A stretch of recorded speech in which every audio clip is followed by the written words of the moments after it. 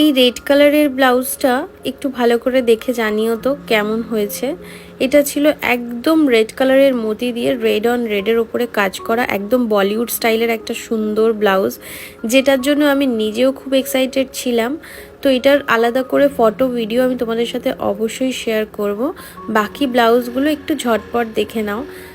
এই ব্লাউজগুলো আমাকে অর্ডার করেছিল একটা উড বি ব্রাইড তার স্পেশাল দিনের জন্য। এই প্রতিটা ব্লাউজই কিন্তু ছিল জাস্ট একটা ক্লায়েন্টেরই অর্ডার। প্রতিটা ব্লাউজই ছিল আমাদের খুব হিট কালেকশন। তোমরা অবশ্যই দেখে জানিও তোমাদের কেমন লাগছে এই ব্লাউজের ডিজাইনগুলো।